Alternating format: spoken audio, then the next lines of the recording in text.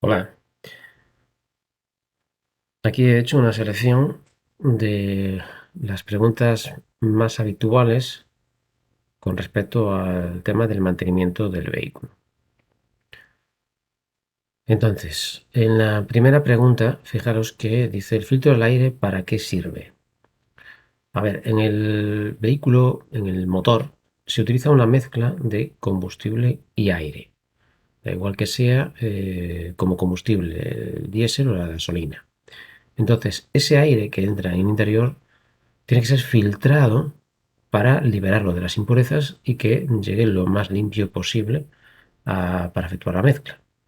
Entonces, por supuesto, aquí tenemos la respuesta correcta, que sería la B, que sería para limpiar el aire que se mezcla con el combustible. Hay algo importante que tenemos que tener en cuenta. El filtro del aire se cambia cada, eh, cada periodo que marque el fabricante. Bien, pero si nos preguntan si ese filtro hay que revisarlo o cambiarlo con más frecuencia, la respuesta sería sí, si circulamos frecuentemente por zonas donde llueva poco o haya mucho polvillo en el ambiente o sean carreteras de tierra frecuentemente. ¿Vale? ¿Por qué? Porque si el aire está muy sucio, el filtro se va a ensuciar mucho antes. Y eso afectaría al consumo de combustible, ¿vale? El vehículo acabaría consumiendo más combustible. El silenciador. A ver, es una parte importantísima de la evacuación de los gases del motor. Y su función principal es disminuir o silenciar en la medida de lo posible las explosiones producidas en el interior del motor, ¿vale? Aquí tenemos que tener en cuenta que está prohibido circular con lo que se llama escape libre, es decir, sin escape o con el escape muy deteriorado, de forma que el sonido sea atronador. ¿Por qué? Porque hay un límite de decibelios máximos permitidos, inclusive para los vehículos que escuchéis con mayor estruendo, como puede ser algún tipo de moto, ¿vale? Dentro del sistema de escape, mmm, algunos vehículos por ley tienen que llevar lo que se llama un catalizador. Vale, pero eso es una parte que está introducida dentro del sistema de escape. No es un silenciador. ¿Vale? Un catalizador es un elemento que se encarga de retener las partículas más contaminantes antes de emitirlas a la atmósfera.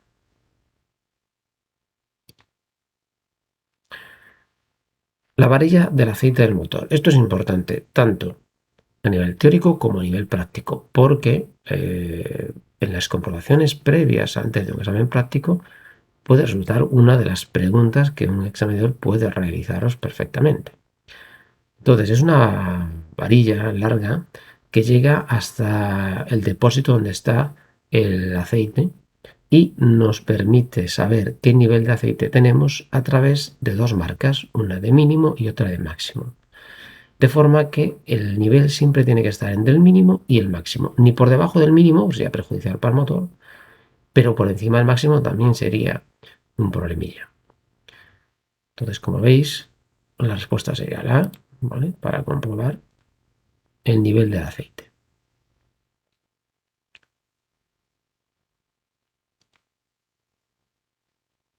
Ahora, otra pregunta muy frecuente con el nivel del aceite. ¿Cómo vamos a comprobar ese nivel?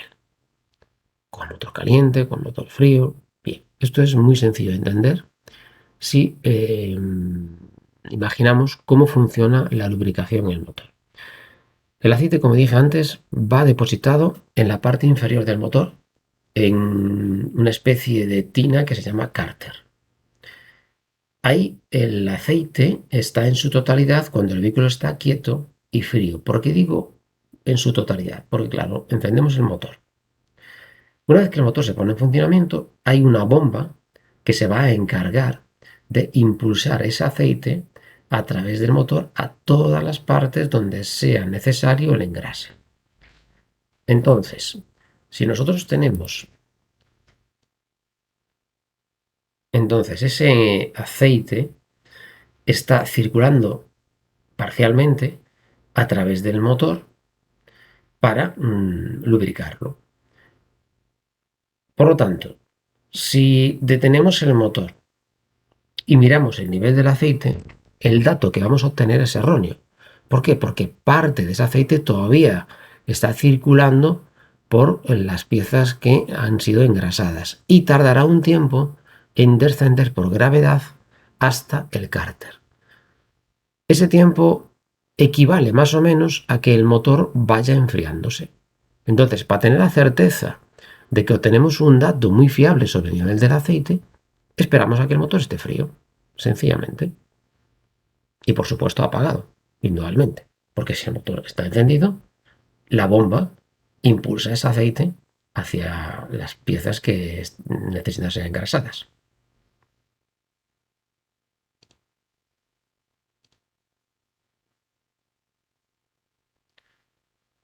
Otra pregunta que, a ver, es importante y útil si alguien tuviera las instalaciones apropiadas para hacer el cambio de aceite en vez de llevarlo a un taller o a un concesionario. ¿Qué ocurre con el aceite? El aceite es un producto muy contaminante. Entonces, se recoge en un recipiente y se entrega en un contenedor especial de recuperación del aceite.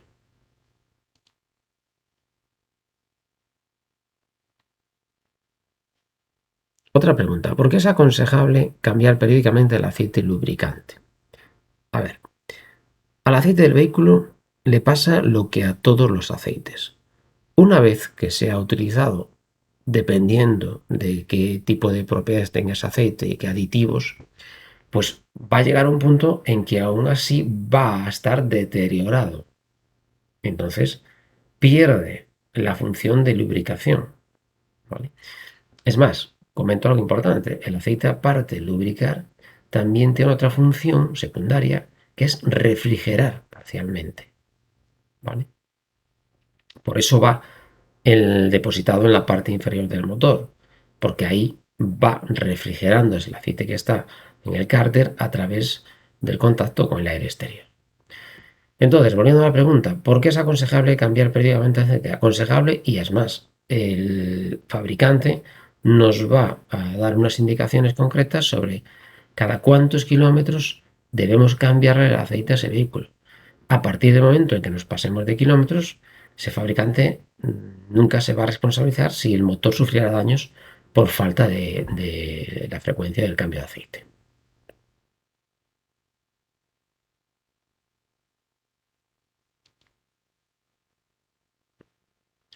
Bien, el aceite tiene un filtro antes de ir hacia el engrase del motor. ¿Por qué tiene ese filtro? Porque normalmente en el motor puede haber impurezas. Entonces, es importante que sea filtrado y como todos los filtros, al retener impurezas va a llegar un punto en que ese filtro esté saturado, por lo tanto hay que cambiarlo. Para ello, de nuevo, el fabricante nos marca cada cuántos kilómetros hay que cambiar ese filtro. Y pasamos a otra pregunta ya relacionada con el líquido refrigerante.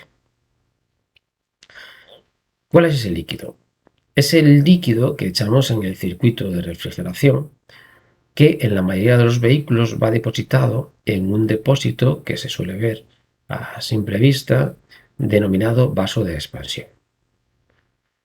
Ese vaso de expansión va a tener unas marcas de mínimo y máximo para indicarnos en qué nivel debemos mantener ese líquido. Y su finalidad principal es enfriar el motor. De hecho, ese líquido es un preparado especial con una serie de aditivos, aunque la mayor parte o una parte importante sea agua. ¿Por qué lleva esos aditivos? Una, porque es importantísimo retrasar el punto de ebullición del líquido, ya que sabemos que el agua hierve a 100 grados, entonces el líquido refrigerante se retrasa un poquitín para soportar mejor el superar esas temperaturas y realizar su función, que es enfriar. Y luego, por otro lado, ese líquido también hay veces que se conoce como líquido anticongelante porque lleva unos aditivos para que tampoco se congele cuando baja de 0 grados la temperatura. Porque en muchas partes del planeta hay lugares donde es frecuente estar muchos meses por debajo de 0 grados. Entonces, esos líquidos, que normalmente son de dos tonalidades, o bien verde o bien rosado, ya nos marca en la parte de la etiqueta cuáles son las temperaturas mínimas que soportaría y cuáles son las temperaturas máximas.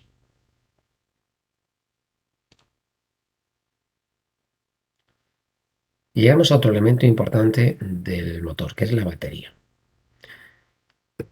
Primero, la batería es una pila grande, bien, que en este caso lleva en su interior una mezcla de ácido y algunas llevan agua destilada que se puede evaporar y que hay que rellenar con cierta periodicidad. Pero para eso la batería en su parte superior va a disponer de unos taponcitos con rosca que nosotros desenroscaríamos y comprobaríamos que el nivel de agua destilada, está por encima de las placas de plomo de la batería. Pero también existen baterías sin mantenimiento, que por arriba van selladas, no hay forma de destaparlas, y que no requieren nunca realizar esa comprobación. En este caso, si nos pregunta si hay que añadirle líquido, por supuesto, agua destilada. Ahora, si nos preguntan acerca de los bornes de la batería, que son el polo negativo y el polo positivo, a través de los cuales fluye la electricidad, es importante en todas las baterías mantenerlos limpios, tanto en las de sin mantenimiento como en las con mantenimiento.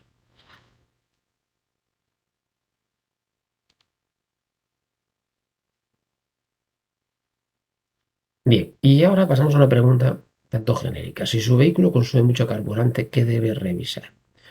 Al principio os dije que si el filtro de aire estuviera muy sucio, aumentaría el consumo de combustible. Vale, pues ese es uno de los puntos o partes que forma parte del circuito de alimentación. Entonces, la respuesta sería la C. Esta es la misma pregunta. Vale. Y ahora pasamos a la pregunta acerca de las ruedas. Pero las ruedas que reciben la fuerza del motor. Se llaman motrices, como es la palabra motriz, derivada del motor, y en los vehículos pueden ser tanto las delanteras como las traseras. La inmensa mayoría de las marcas ponen la tracción en las ruedas delanteras, pero hay todavía muchos modelos con tracción o propulsión en las ruedas traseras y luego hay los 4x4, que son tracción a las cuatro ruedas. Esta pregunta es importante si la relacionamos con las cadenas de nieve. ¿Por qué? Porque nos preguntarían, ¿dónde colocaríamos las cadenas de nieve? Respuesta, en las ruedas motrices, independientemente de si son las delanteras o las traseras. Ahora, en un vehículo 4x4, ¿dónde colocaríamos las cadenas de nieve?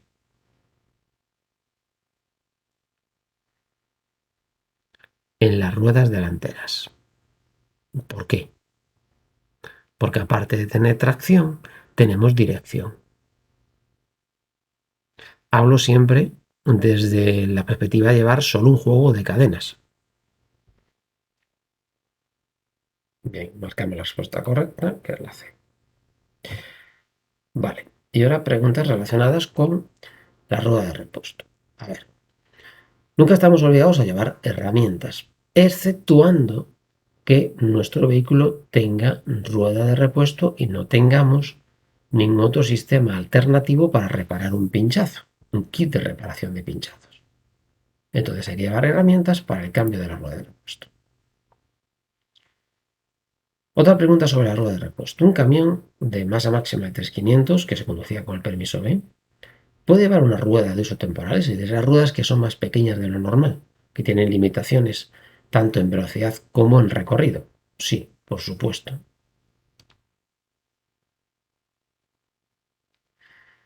Vale. Otro elemento de uso obligatorio en todos los vehículos, exceptuando en las motos.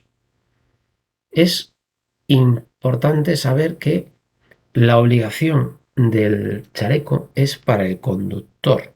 Es decir, yo puedo llevar un chaleco porque estoy obligado, pero ¿puedo llevar más? Sí, perfecto. Puedo llevar uno porque a lo mejor eh, frecuentemente realizo viajes largos, ¿vale? Y tengo posibilidades de tener averías o percances. Bien, pues no estoy obligado a llevar un segundo chaleco, pero sí sería recomendable en este caso. Pero en las motos estamos exentos de llevar chaleco.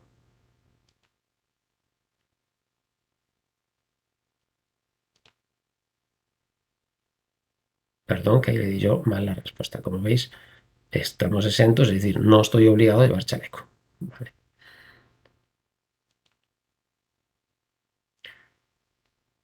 ¿Cuál de los siguientes accesorios está obligado a llevar el conductor de un turismo? A ver, tenemos extintor, dispositivo de presenciación de peligro, que es el triángulo, para lata de aceite. Por supuesto que el triángulo de presenciación de peligro. De hecho, recordad que debemos llevar dos triángulos. En breve pasará a ser la luz amarilla desteñante el elemento obligatorio. En breve, pero todavía no lo es. Bien, volvemos a ver otra pregunta sobre la rueda de uso temporal, que ahí la tenéis en imagen. Y vais a ver en la imagen, si os fijáis, que hay un 50 y un 80. ¿Vale? En este caso, el fabricante nos está diciendo que la velocidad máxima sean 80 kilómetros por hora. ¿Vale? Luego tiene limitaciones en recorrido. ¿Bien? Que como no lo veo en detalle, puede ser que nos diga que los 50 kilómetros son de recorrido máximo con la rueda. O puede ser que esas 50 sean en millas.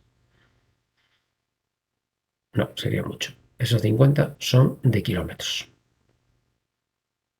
Y como respuesta correcta, seguimos las indicaciones del fabricante.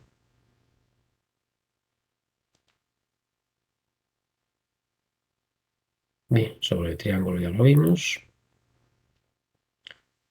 Vale, y esta es otra pregunta similar a la que ya vimos, es decir, que estamos obligados a llevar las herramientas para el cambio de ruedas si no tenemos sistema de kit de cambio de reparación de pinchazo. Esta es la misma que vimos. Vale, y esta es una pregunta similar a la anterior, que es muy fácil de responder, porque de las tres lo que tenemos obligatorio es el chaleco.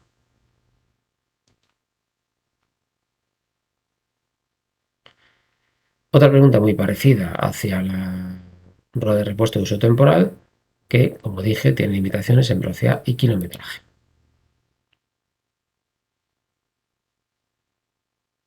La misma, ¿vale?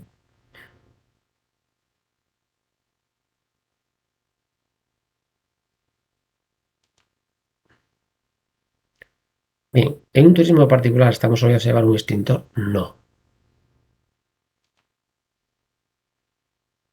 Ahora, importante, atentos.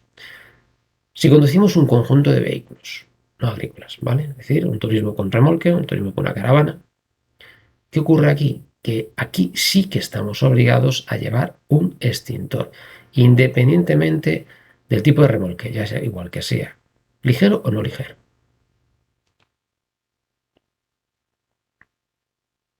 Y otra pregunta sobre el chaleco, que por supuesto es sí, un vehículo mixto también.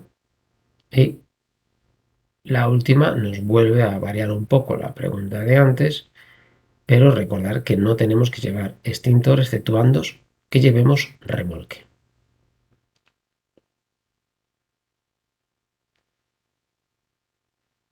Muy bien, pues hasta aquí la clase de hoy. Gracias.